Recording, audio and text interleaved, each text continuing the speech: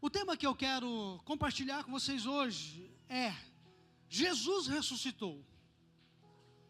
O domingo é onde nós entendemos e a história nos narra a respeito da ressurreição de Jesus. E nós queremos falar sobre isso. Mateus capítulo 28, versículo 6. O pessoal da mídia vai colocar para a gente. Mateus capítulo 28, versículo 6 diz assim: Ele não está aqui, porque já ressuscitou. Como havia dito, vinde, vede o lugar onde o Senhor jazia. Quando nós olhamos para esse domingo de manhã, e foi encenado aqui pelas crianças, quando chegaram ao túmulo, Jesus já não estava mais lá. Agora veja, Jesus morreu na sexta-feira, sábado. No domingo de manhã, obviamente, ele ressuscitou antes. É claro que é só uma expressão para nós entendermos. Quando as mulheres chegaram lá, Jesus já não estava mais lá, o túmulo estava vazio. Agora, o que aconteceu? Por que aconteceu? Por que passou tudo isso? Hoje em dia, nós ouvimos falar a respeito da morte de Jesus. Essa época agora da Páscoa, a gente vê muitas encenações, a gente vê muitos teatros, e está tudo certo, falando a respeito de que Jesus ressuscitou. Veja, ele morreu na sexta, mas nós cantamos aqui que a morte não pôde detê-lo. A morte não pôde detê-lo porque ele venceu a morte. E ele venceu a morte por você. A morte não pôde detê-lo por você. Cada declaração feita por Jesus na cruz foi uma palavra do céu, cumprindo as profecias a respeito dele, e cada uma das frases que ele disse foi dando encorajamento. Muitas vezes a gente olha, e eu já vi pessoas dizendo assim: eu não assisto aquele filme Paixão de Cristo. E eu perguntei, por quê? É muito forte. Segundo os historiadores, o filme A Paixão de Cristo, aquele que o Mel Gibson fez, é o filme que mais se aproxima da realidade. É o filme que chega perto, não é ainda o todo. Ele só representa. Agora vejam só, ao cumprir as profecias, ele também nos encoraja a nunca desistirmos, porque ele venceu, nós também podemos vencer. Ele venceu, nós também podemos vencer. E ao cumprir essas profecias, nós estamos vendo aquilo que Deus falou desde o Antigo Testamento se cumprindo na vida de Jesus. E uma frase que nós ainda falaremos, eu vou só mencionar agora, é quando Jesus diz assim: está consumado. Essa expressão, está consumado, ela traz a ideia de que a obra foi perfeita. Ao passar os olhos aqui, eu vi a Suzy. Me permita citar o seu nome, Suzy. A Suzy é a boleira, ela faz bolo. E eu fico imaginando o dia que ela pega uma encomenda de um bolo bem especial. Acredito eu que tem uma tensão. Qual a tensão? Tem que dar certo.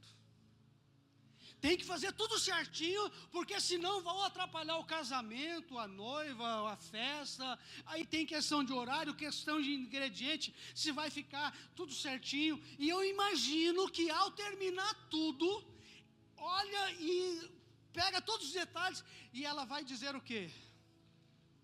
Está pronto. E ela leva o bolo para servir o bolo. Eu fico imaginando quando Jesus olhou para a eternidade, todo o plano de Deus desde a eternidade a respeito de Jesus, quando ele pôde dizer: está consumado. Jesus é a verdade e ele fala a verdade. O que quer que Jesus diga é digno da nossa consideração e reflexão. Então nós precisamos olhar para os fatos a respeito de Jesus e refletir. Essas verdades ele falou lá na cruz, algo que a história não pode negar. algo que a ciência não pode negar. Aquilo que aconteceu na cruz está gravado nos anais da história da humanidade. No entanto, há um marco antes de Cristo, depois de Cristo. A vida de Jesus marcou a humanidade. Essas últimas palavras na cruz são janelas que nos permitem olhar para a eternidade e ver o coração do Salvador e ver o evangelho que ele deixou para nos salvar. Ao olhar o que Jesus fez na cruz, nós vemos o plano de Deus na eternidade para nós. Quando estamos sofrendo, a maioria de nós intercede por si mesmo e não por outros. Jesus esqueceu de si mesmo e pensou nos outros. Ao olhar as palavras de Jesus na cruz, eu queria que você fizesse essa análise. Jesus não estava na cruz olhando para a dor que ele estava sentindo. Jesus não estava na cruz intercedendo por ele, a dor que ele estava sentindo, mas ele estava na cruz olhando para nós. E as palavras de Jesus vai apontar aquilo que ele fez por nós. O Rei dos Reis transformou a cruz em um trono e pronunciou palavras reais de verdades espirituais, palavras que guardamos no coração e das quais podemos aprender até os nossos dias. Jesus fez da cruz o seu trono para estabelecer palavras, estabelecer verdades que vai alcançar cada um de nós. Isso tudo foi por graça e misericórdia, por amar você. Vamos ver qual foi a primeira palavra, o que Jesus disse na cruz. Se você quiser acompanhar, abra sua Bíblia, Lucas capítulo 23, versículo 33. Lucas 23, 33 diz assim: e quando chegaram ao lugar chamado a Caveira, ali o crucificaram, e aos malfeitores, um à direita e outro à sua esquerda. E dizia Jesus: Pai, perdoa-lhes, porque não sabem o que fazem. E repartindo as suas vestes, lançaram sorte. Você percebe que, ao estar na cruz, a preocupação de Jesus não foi para com ele. Pai, perdoa-lhes. Quais seriam as suas últimas palavras se você estivesse morrendo nas mãos de malfeitores? Quais seriam as suas palavras se você estivesse morrendo na mão de quem estivesse te condenando, sendo que você é inocente? Quais seriam as suas últimas palavras? E mais ainda, e se você tivesse poder, como nós vimos nos jovens ontem, um jovem dizendo assim, eu fiquei pensando sobre isso esses dias, e eu pensei, e se Jesus apontasse o dedo e fulminasse? Jesus poderia fazer isso, mas ele falou: Pai, perdoa, eles não sabem o que estão fazendo. Jesus não olhou para a dor dele, Jesus não olhou para ele. Era mais importante para Deus perdoar os nossos pecados do que remover os sofrimentos de seu filho. Foi por amor. Pai, perdoa-lhes. E o perdão de Deus te alcança, nos alcança hoje. O perdão de Deus, ele veio para nós. O perdão é o real significado da cruz. Embora o perdão seja gratuito, ele não é barato, não foi barato. Custou a vida de Jesus. Existe um texto muito conhecido lá de Romanos, não está aí no nosso slide, que diz assim: o salário do pecado é a morte. Se nós olharmos, se o salário do pecado é a morte, significa que quando eu peco eu deveria morrer. Ou se eu pequei eu deveria estar morto. Mas a Bíblia diz que Jesus foi lá e morreu no meu lugar. Ele foi lá e tomou o meu lugar. Era para que eu estivesse lá, mas ele tomou o meu lugar. O salário do pecado é a morte. Ele morreu por mim. Ele morreu no meu lugar. Custou a vida dele. o perdão dos nossos pecados custou a vida de Jesus. Algumas vezes é muito difícil para nós perdoarmos aqueles que nos ofendem. Mas o exemplo máximo nós temos em Jesus. Quem Ele perdoou? Você. Eu. Mas Ele também perdoou aquela pessoa que talvez a sua alma não quer perdoar. Ele perdoou aquele que talvez você não consegue perdoar. Ele perdoou. Ele perdoou o pecado daqueles que se arrependem. Algumas vezes nós não conseguimos entender muito isso, mas Ele perdoou. Considere a maravilha do apelo que Jesus faz. Pai, perdoa-lhes. Pai, perdoa. O tempo do verbo indica que o Senhor repetiu esta oração. Pai, perdoa. E hoje o perdão de Deus está apontado para você. Não importa o que você fez, não importa o que você cometeu, o perdão de Deus nos alcança. Quando os soldados o pregaram na cruz, ele orou: Pai, perdoa-lhes. Estavam crucificando ele injustamente, ele orou: Pai, perdoa. Quando levantaram a cruz e a fincaram no chão, o Senhor Jesus orou: Pai, perdoa. Eles não sabem. Quando levantaram ele e ele sentiu a dor, ele disse: Pai, perdoa. Enquanto ficou ali pendurado entre o céu e a terra, ouvindo os religiosos zombarem dele, Jesus orou e disse: Pai, perdoa-lhes. Muitas vezes, enquanto cometemos pecado, Jesus está ao lado de Deus dizendo: Pai, perdoa. Jesus foi na cruz para nos perdoar. Jesus poderia ter orado: Pai, julga eles, condena eles. Jesus poderia ter dito: Pai. Jesus poderia, mas ele diz: Pai, perdoa-lhes. Perdoa. O desejo de Jesus foi de perdão. Ele poderia ter chamado legiões de anjos. Lá no Getsemane, antes disso, quando Pedro foi tentar ajudar Jesus e corta a orelha de um soldado, Jesus diz assim: Pedro, guarda a tua espada. Se eu quisesse, eu rogaria ao Pai, Ele enviaria 12 legiões de anjos para me guardar. Para vocês terem ideia, queridos, lá no Antigo Testamento teve uma ocasião que um anjo, em uma noite, numa guerra, ele matou 180 mil soldados. Um anjo. Quando Jesus fala assim: se eu quisesse, eu rogaria ao Pai, e Ele enviaria 12 legiões. Sabe quanto é 12 legiões? 72 mil anjos. O que Jesus quis dizer, Pedro? Se eu quisesse, Pedro, eu estou aqui porque eu quero. Ninguém tira a minha vida, eu dou a minha vida.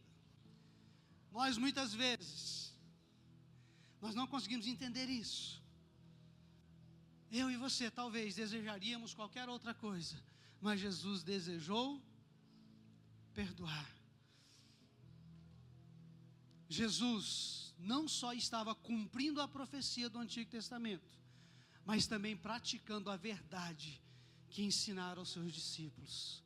Mateus capítulo 6, 15, olha o que Jesus falou, olha o que Jesus ensinou. Se, porém, não perdoardes aos homens as suas ofensas, tampouco vosso Pai vos perdoará as vossas ofensas. Jesus nos ensinando como perdão. Quanto ao perdão, Jesus nos ensinando a perdoar. Só que quando chegou na prática, Ele fez, Ele perdoou. Muitas vezes nós, ser humano, a gente ensina uma coisa e não consegue cumprir. Mas Jesus, Ele ensinou e Ele praticou. Ele nos deu exemplo. Vamos falar agora sobre a segunda palavra. A segunda palavra de Jesus na cruz fala sobre salvação. Palavra de salvação. Lucas 23, capítulo 23, versículo 43, diz assim: Jesus lhe respondeu: em verdade te digo que hoje estarás comigo no paraíso. Olha só, imagina a cena comigo, o cenário. 3 cruzes no Monte Calvário.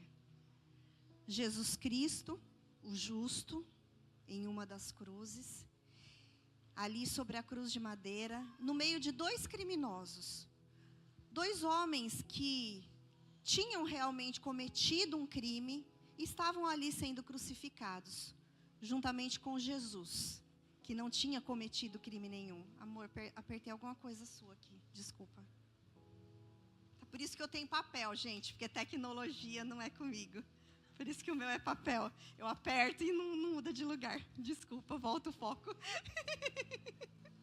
Vamos imaginar de novo o Monte Calvário. Vamos de novo para o monte. As 3 cruzes. Jesus e os criminosos. Esses 2 criminosos que estavam com Jesus, eles representam toda a humanidade. Só que toda a humanidade é dividida em 2 grupos. Um grupo daqueles que, pela fé, eles olham para Jesus e creem em Jesus. E um outro grupo daqueles que olham para Jesus, mas desejam permanecer no seu pecado. Esses 2 criminosos, eles simbolizam isso, lá na cruz, lá no Monte Calvário. Um dos criminosos da cruz, ele permanece no seu estado de perdição. Ele permanece no seu estado de pecado. E ele continua a insultar a Jesus. O outro criminoso, não. O outro criminoso, ele reconhece a sua culpa. Ele reconhece ser justo o castigo que ele está recebendo. E, principalmente, ele reconhece a inocência de Jesus. Ele reconhece que Jesus não merecia estar passando por aquilo. Então, ele se volta para Jesus e diz: Senhor, lembra-te de mim quando entrares no teu reino. Lá em Lucas 23, 42 diz isso. Pela fé, esse criminoso, esse homem, crucificado com o Senhor, ele olha para Jesus e ele chama Jesus de Senhor. Ele reconhece o senhorio de Jesus. Pela fé, ele pede para que Jesus se lembre dele. E pela fé, ele sabe que o reino do Senhor virá. Aleluia. E a resposta de Jesus, ela é imediata. Em verdade eu te digo que hoje estarás comigo no paraíso. O criminoso condenado pelos homens, ele é então perdoado por Deus. Ele é perdoado por Jesus, aleluia. Aquele homem que tinha sido condenado pela lei dos homens, ele encontrou perdão na cruz de Cristo. Ele é perdoado porque Jesus ocupou diante de Deus, por amor, lá naquela cruz, o lugar de um pecador condenado à morte. Sabe que lugar era esse? Esse lugar era meu lugar, era o seu lugar, era o lugar daquele criminoso. O criminoso convertido, ele recebe a garantia de que irá compartilhar no mesmo dia um lugar no paraíso. O mesmo lugar que todos nós que cremos e decidimos por Jesus, um dia iremos ocupar também, amém? Jesus é poderoso para salvar ainda hoje.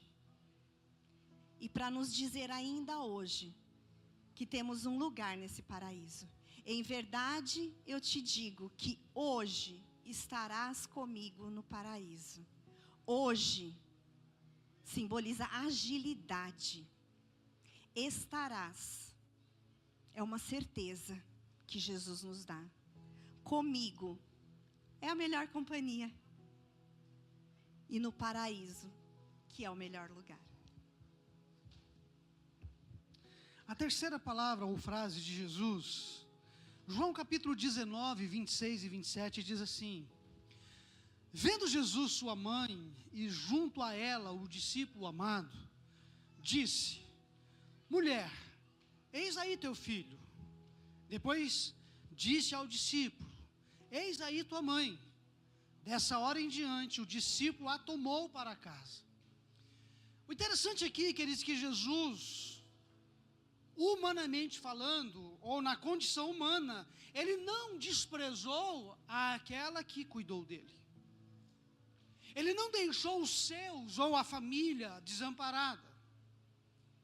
Se você e eu estivéssemos ali em Jerusalém, quando Jesus foi crucificado, a que distância nos manteríamos de Jesus? A que distância ficaríamos daquela cruz? O que nós vemos, queridos, é que não necessariamente geograficamente, mas onde estaria o nosso coração se estivéssemos ali? Evidentemente, ficar junto à cruz não é uma questão de geografia física. Ficar perto da cruz se refere a uma posição espiritual, um relacionamento especial com Jesus, intimidade com Ele. Muitas vezes na vida nós ficamos distantes, e é muito comum às vezes você ver pessoas se aproximar quando não dá mais tempo. Talvez você já ouviu de famílias que depois que perde um ente querido, aí é que vai sentir a dor, aí que vai sentir a distância. A questão é o quanto nós estamos próximos enquanto estamos em vida. O quanto nós estamos próximos de Jesus. Ficar junto da cruz significa identificar-se com Cristo em seu sofrimento e vergonha. Sair do arraial levando a sua dor, o seu vitupério. Ele fez isso e alguns poucos seguiram a Jesus de perto. Houve um discípulo chamado Pedro, nós conhecemos essa história, que alguns dias antes da morte de Jesus, ele bateu no peito e disse: contigo eu vou até a morte. Em outras palavras, querido, Jesus disse para ele: cala a boca. Não que Jesus foi mal educado, mas Jesus falou: cala-te, você não sabe o que você está fazendo, você não sabe o que você está falando. E a gente sabe que Pedro negou Jesus 3 vezes. Ele falou da boca para fora. Uma multidão seguia Jesus, mas na hora que ele mais precisou, quem ficou lá?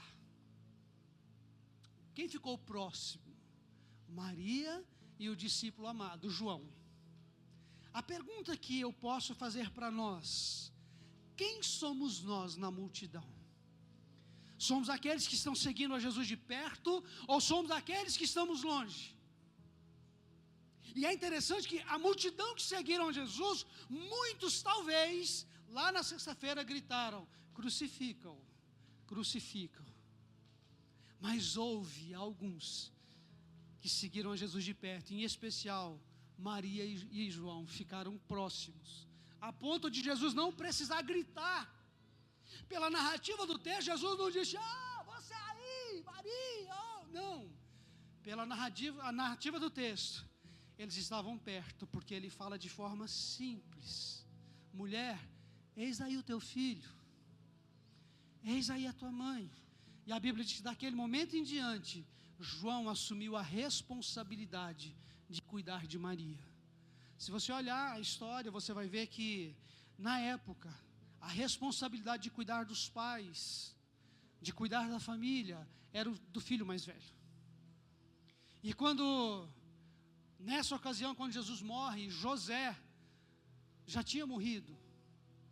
E aqui, Jesus transfere a responsabilidade dele para João. Alguns historiadores dizem que João tinha um grau de parentesco com Jesus. E Jesus diz: eis aí a tua mãe, cuide dela. E a história vai dizer que João, ele cuidou de Maria. Agora veja, Jesus preocupado com aqueles que estavam ficando. Agora, se estivéssemos ao lado de Maria no Calvário e perguntássemos a ela o que significa ficar perto da cruz, será o que Maria responderia? Olhando para o filho ser crucificado, eu penso que Maria responderia assim: para mim, a cruz é um lugar de recompensa. Sabe por quê? Porque Maria entendeu, ela compreendeu, lá atrás, 33 anos antes, o dia que o anjo apareceu para ela e disse para ela quem seria o filho que ela iria gerar. Ela entendeu, então ela estava compreendendo o que Jesus estava passando. Se nós perguntássemos: Maria, como você está vendo? Talvez ela responderia: você já viu aquela expressão, obra consumada? Você já viu aquela expressão de que alguém olha e fala assim: eu cumpri o meu propósito, eu cumpri o meu chamado? Possivelmente Maria diria: eu fiz o que tinha que fazer, era recompensa. Ou se a gente perguntasse para o João, o que significa, o que você vê, o que o João responderia? Ele responderia: esse é um lugar de responsabilidade. Quando Jesus diz: cuida dela. E aqui trago uma reflexão para nós. O Evangelho é responsabilidade. Representar a Jesus, o Evangelho também é um compromisso de receber o que Ele fez por nós, o que Ele faz por nós, e termos o compromisso de honrá-lo também. Porque muitos estão rejeitando o que Jesus fez lá na cruz. Muitos só lembram que Jesus morreu lá na cruz na época de Páscoa. Mas o resto do ano: deixa a vida me levar, vida leva eu. Já ouviu essa frase aí? E Jesus não. Ele está mostrando para nós o valor do Evangelho. Só vão ouvir a voz de Jesus quem estiver perto. Onde você está? João e Maria estavam perto. O resto da multidão não ficou ali. Nós estamos perto ou longe? Intimidade é para aqueles que estão perto. Onde nós estamos? Para ouvir a voz de Jesus. Agora ele está esperto, você viu? Ele tira de perto de mim. A quarta palavra de Jesus na cruz, ela nos fala sobre solidão. O grito na escuridão. Mateus 27, 46. Jesus diz: Deus meu, por que me desamparaste? Nesse clamor, nós vemos a solidão de Jesus na cruz. Nós vemos o abandono que Jesus sente ali na cruz. O grito de Jesus, ele se une ao grito da humanidade que sofre. E se une também ao próprio Deus, que grita por estar abandonado. Jesus grita por aqueles que resolveram abandonar a Deus e seguir seus próprios interesses. Tem um texto na palavra de Deus que diz que no fim dos tempos o amor de muitos se esfriarão. E essa semana a Sofia e eu, nós estávamos conversando. E olhando ao nosso redor, não é muito longe não, gente, é perto. Quantas pessoas nós conhecemos que você olha e você percebe que o amor por Jesus está se esfriando na vida daquela pessoa? O fim dos tempos é hoje. O fim dos tempos é agora. Esse momento chegou. E esse grito de Jesus de abandono é o mesmo grito de Deus hoje para a humanidade, dizendo: por que você tem me abandonado? Por que você tem permitido que o seu amor por mim se esfrie? Jesus, ele grita por aqueles que resolveram abandonar a Deus e seguir com a sua vida, com seus interesses, que permitiram que esse amor por Jesus dentro do seu coração se esfriasse. E aí, ali na história, no texto, naquele dia, desde o meio-dia até as 3 horas da tarde, as trevas cobriram a terra. Uma escuridão sobrenatural, que não podia ser explicada. Desde o meio-dia, é noite em Jerusalém. As mesmas trevas que cobriam a alma de Jesus, cobriam Jerusalém, simbolizando essa dor e esse tormento. E essa dor que Jesus sentia, esse tormento dentro da alma dele, foi porque ele voluntariamente, ele se entregou, ele concordou em sofrer o castigo que nós merecíamos. E sem essas horas de solidão, essas horas de desamparo, ninguém poderia ser salvo. Porque nesse momento Jesus estava ali sozinho, com o meu pecado, o seu pecado. E é como se Deus tivesse virado as costas para ele. Por isso ele sente o desamparo. nem o olhar de Deus, nem o olhar do Pai dele estava sobre ele. E agora eu te pergunto, quem nunca passou por momentos de desespero na noite escura? Eu não sei quanto a você, mas eu trabalho à noite. E muitas madrugadas, eu vivi naquele versículo, o choro dura uma noite, mas a alegria vem pela manhã. O choro dura uma noite, mas a alegria vem pela manhã. Eu passei por muitos momentos de desespero na noite escura. Quem nunca passou por momentos de solidão, de rejeição, de abandono? Jesus está lá na cruz, sem resposta, sem descanso, sem amparo, sem o olhar do Pai sobre ele, sem a misericórdia, sem a graça. Jesus está na cruz, preso a todas essas dores, mas o seu grito, o grito de Jesus ali na cruz, ele aponta para a vida, amém?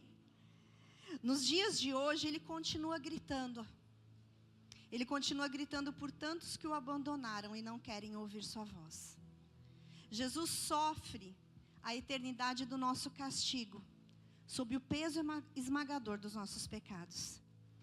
Na cruz, Deus deu a medida completa do que Ele é. E eu costumo dizer o seguinte: Deus entregou o único filho que Ele tinha. Eu sei que aqui muitos também têm um único filho. Eu tenho uma única filha. E eu costumo dizer o seguinte: eu não entregaria a minha filha nem pelo mais bonzinho desse mundo. E Deus não entregou só pelos bonzinhos não, porque eu não era boazinha. Deus entregou pelo bonzinho e Deus entregou pelo malzinho também. Deus entregou por mim e por você. Na cruz Deus deu a medida completa do que Ele é. Justiça contra o pecado, mas amor para com o pecador. A quinta frase que Jesus diz está em João capítulo 19, 28 e 29. Depois, sabendo Jesus que já todas as coisas estavam terminadas, para que a Escritura se cumprisse, disse: tenho sede. Estava, pois, ali um vaso cheio de vinagre, e encheram de vinagre uma esponja, e pondo-a no isopo, lhe chegaram à boca. Queridos, eu não sei se você já passou sede na vida. Esses dias eu não me lembro com quem, acho que foi com o Vanderlei que eu compartilhei isso, não me lembro exatamente. A gente estávamos na praia, e quando a gente estava voltando, a gente tinha comido um churrasco, e voltando eu estava com muita sede. Muita sede. E quando nós chegamos no primeiro posto que teve, eu parei, comprei uma água, e estávamos com pressa, a Sofia pequenininha e tal. Eu comprei a água, entrei no carro e pegamos a pista. Quando pegamos a pista, eu abri a água e fui beber. A água estava vencida, sei lá o que tinha acontecido com aquela água lá, mas estava... Pensa numa decepção. Você com muita sede e não ter uma água daquela... Jesus na sua agonia, e eu sempre falo, queridos, que Jesus, Ele está passando por agonia desde a noite anterior. Desde quando Ele foi preso. Ele teve que carregar uma cruz, Ele foi chicoteado, Ele apanhou, Ele não teve momentos para parar numa padaria e tomar um cafezinho de manhã. A saga de Jesus começou na noite anterior e chega aqui por volta das 3 da tarde, um pouco mais, talvez um pouco menos, não sabemos exatamente. Jesus, Ele está sofrendo. E Ele diz: tenho sede. E na angústia física de uma sede, o que fizeram com Ele? Deram vinagre. As 3 primeiras declarações enfocaram os seus inimigos: Pai, perdoa-lhes. Depois do ladrão do lado: hoje mesmo estarás comigo no paraíso. E depois para João e Maria. A declaração central: Deus meu, por que me desamparaste?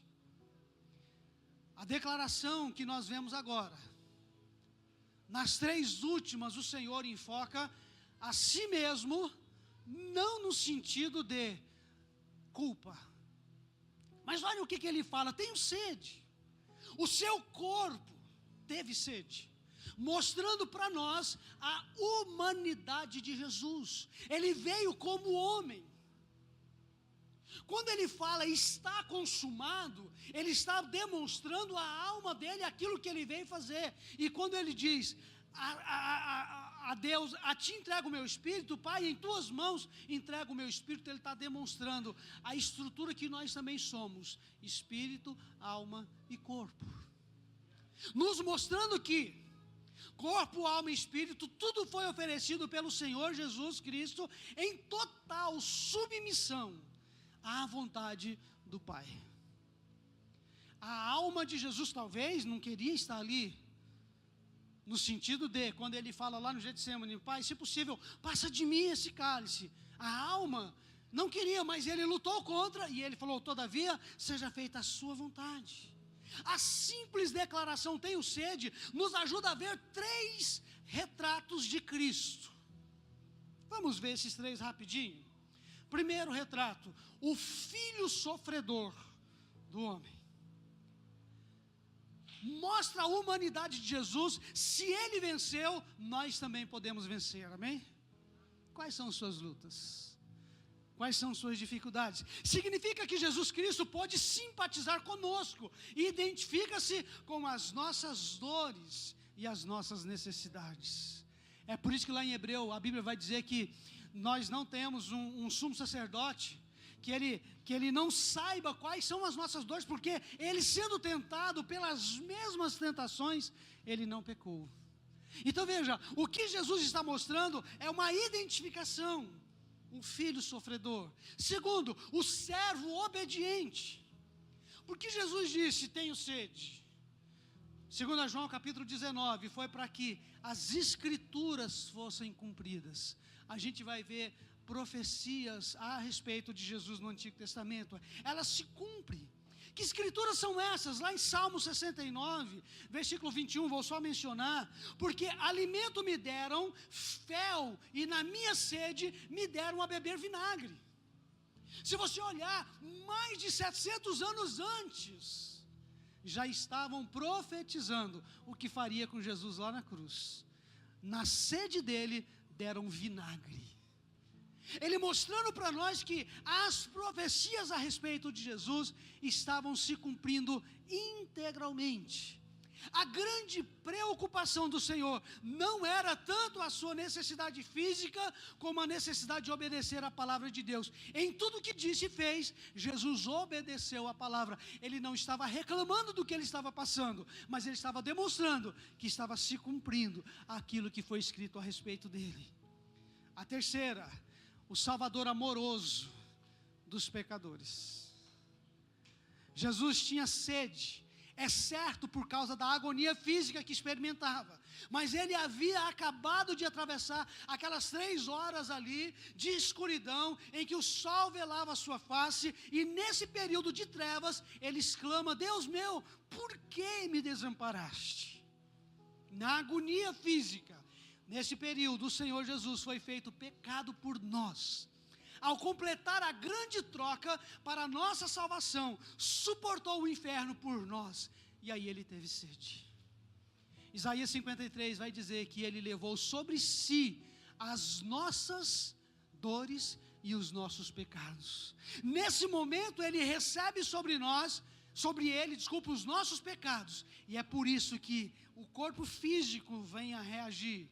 A pergunta hoje não é: você está com sede? Porque todo ser humano tem sede da realidade. A pergunta é: você tem sede de Deus? Sede do perdão, sede do amor, sede daquilo que Deus quer por você, para você. Qual é a sua sede hoje? Não tom de brincadeira, se for água tem bastante. Mas qual é a sua sede espiritual? Qual é a sua sede daquilo que Deus tem para você? A verdadeira pergunta é: por quanto tempo você vai continuar com sede? Quando você confiar em Jesus Cristo como seu Senhor e Salvador, nunca mais terá sede. Nunca mais terá sede. Porque Ele é aquele que mata a nossa sede. Mas precisamos confiar e nos entregar a Ele. A sexta palavra, ela fala sobre o fim. João 19:30. Está consumado. As 3 horas de trevas terminaram.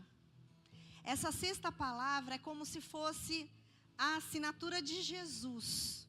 A assinatura que Jesus coloca no texto do que Ele fez. Está consumado. Essa é uma palavra que deriva do grego, tetelestai. Em muitos manuscritos antigos, que foram encontrados por arqueólogos, essa palavra, quando ela é escrita, quando ela é encontrada nesses manuscritos, ela indica que uma dívida, ela foi totalmente paga. E é isso que Jesus assina ali naquela cruz. Está consumado. A dívida está totalmente paga. Aleluia. Você e eu, nós não devemos nada. Porque em Jesus, a obra de Jesus na cruz, ela é perfeita e ela é acabada. Ninguém precisa acrescentar mais nada. Nós não precisamos acrescentar nada a essa obra. A salvação eterna, ela não vem pelo nosso mérito. Ela não vem por nada que eu possa fazer, por nada que você possa fazer. A salvação eterna, ela não vem de qualquer coisa ou de qualquer sacrifício humano. Mas ela vem simplesmente do sacrifício de Jesus, que é perfeito, que é completo e que foi aceito pelo Pai. Amém? A sexta palavra, ela nos revela que Jesus cumpriu toda a Escritura. Tudo aquilo que estava escrito a respeito de Jesus. Quando ele diz está consumado, significa que ele cumpriu. Que a nossa dívida foi totalmente paga. E sabe o que isso significa? Que a cruz, ela tem a minha marca. A cruz, ela tem a sua marca. Há uns 2 anos atrás, na Páscoa, nós fizemos aquela cruz que está lá no fundo. Todo mundo que estava presente no culto aqui de café da manhã da Páscoa, colocou o seu dedo ali naquela cruz. Aquela cruz tem a marca de muitos irmãos aqui. Mas a cruz de Jesus tem a marca de toda uma humanidade. Amém? E a nossa última palavra, a última frase que Jesus diz. Lucas capítulo 23, 46. E clamando Jesus com grande voz, disse: Pai, nas tuas mãos entrego o meu espírito. E havendo dito isso, expirou. Como Jesus morreu? Existem outros focos que nós poderíamos falar a respeito da morte de Jesus. Uma delas seria a parte física, cientificamente falando. A crucificação, queridos, era uma das mortes mais cruéis da época. A pessoa ficava numa cruz ali, agonizando até morrer. E se você olhar os desenhos, as fotos, aquilo que se encenam, a posição que Jesus ficou na cruz, pendurado, literalmente. Segundo a ciência, aquilo ali comprime os pulmões. E a pessoa não consegue respirar direito.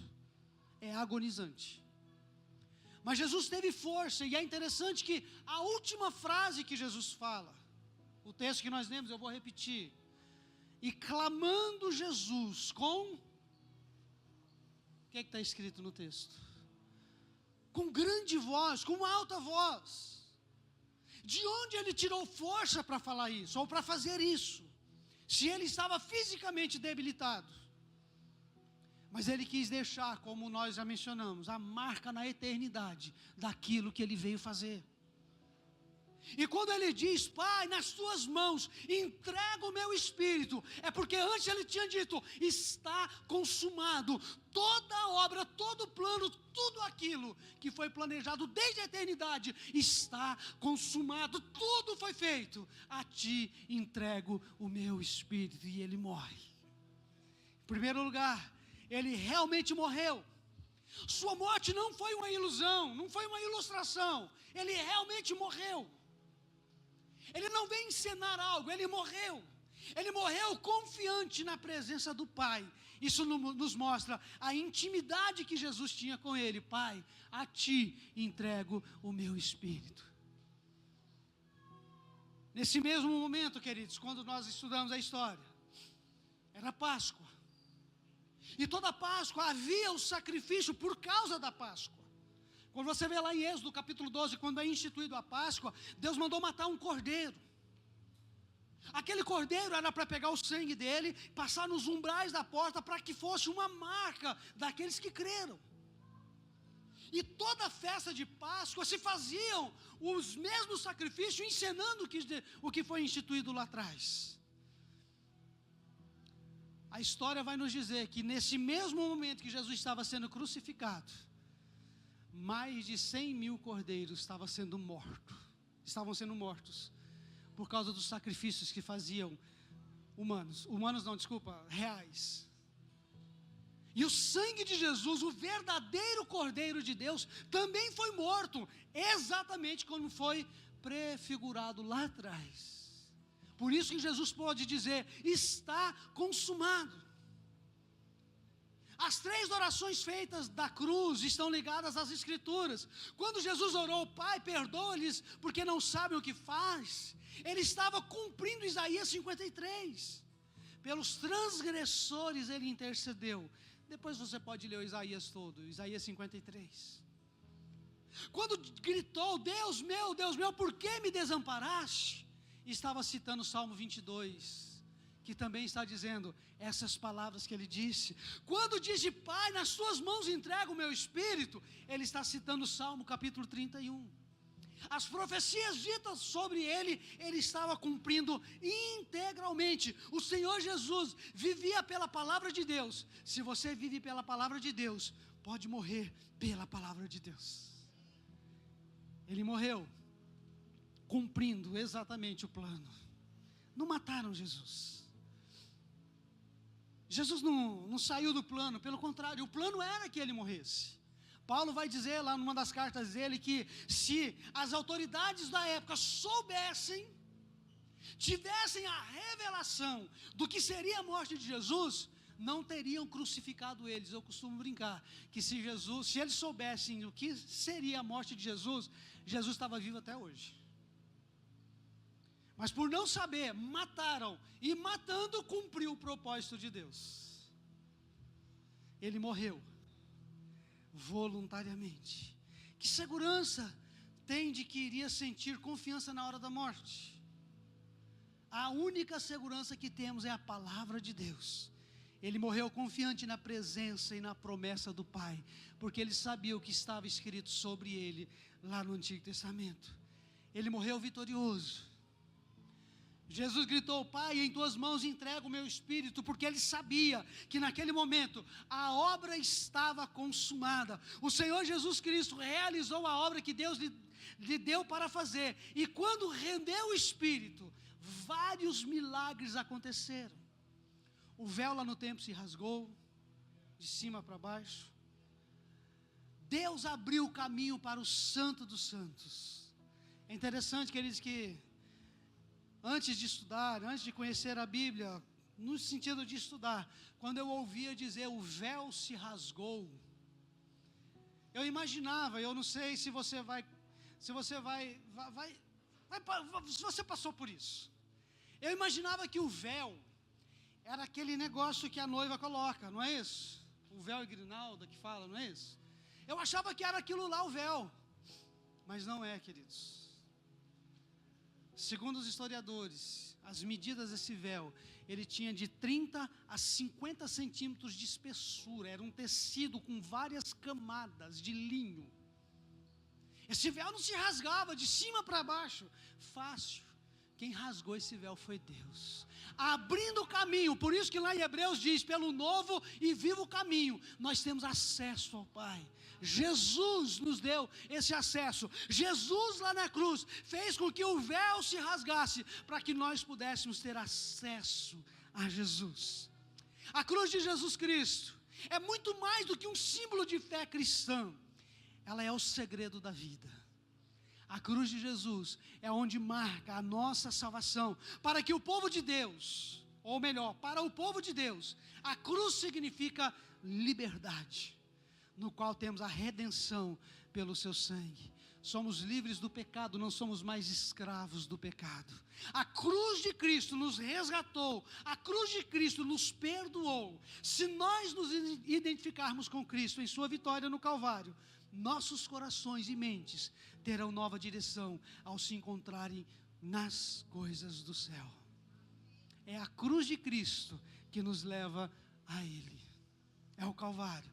Jesus morreu para garantir a nossa salvação em Cristo Jesus. E o que eu devo fazer?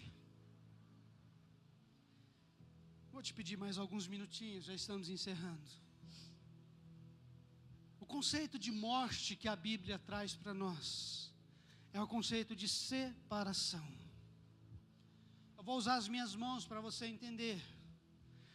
Deus e o homem. Quando Adão foi criado, a Bíblia diz que todos os dias Deus descia para ter um tempo com Adão, um relacionamento. Eles estavam unidos. A Isaías 59, a Bíblia diz que os nossos pecados fazem separação entre nós e Deus. Quando Adão e Eva pecam, quando Deus volta ao jardim, e a Bíblia diz que Deus começa a procurar por Adão, a chamar por Adão. E Adão diz assim: ouvi a tua voz e tive medo. Por que ele teve medo? Porque houve uma separação, o pecado entrou no homem. E o pecado faz a separação entre Deus e o homem. Agora, se o pecado faz a separação, o que nos une de novo com Deus? O que nos faz ter de volta essa unidade com Deus? Tudo que Jesus fez na cruz foi para nos dar condições para estarmos de volta ligados a Deus, em comunhão com Deus, vivos, não separados. E para isso eu preciso entender algumas coisas que a Bíblia nos traz. Evangelho de João, capítulo 1, versículo 12, é um texto bem conhecido, diz assim: mas a todos quanto o receberam, deu-lhes o poder de serem feitos filhos de Deus, a saber, aos que creem no seu coração. Então veja que a Bíblia está dizendo: todos quanto o receberem. Então eu preciso receber Jesus. Todos quanto o receberam, deu-lhes o direito de serem feitos filhos. Agora, se eu sou filho, eu tenho de volta o quê? A comunhão. Eu não sei quanto a você, mas o que eu vou dizer agora pode até te chocar. Mas se eu não recebo Jesus como meu Senhor e Salvador, até então eu sou criatura de Deus. Aquela expressão, eu também sou filho de Deus, o que nos faz, os que nos torna ser filho de Deus, é receber a Jesus. Todos quanto receberam, Deus deu-lhes o poder de serem feitos filhos. Então, se eu não recebo, então eu não sou filho, eu continuo sendo criatura. Essa é uma verdade que choca muitas pessoas. Não, eu também sou filho de Deus. Só se torna filho aqueles que recebem a Jesus. Agora, olha o efeito daqueles que recebem Jesus.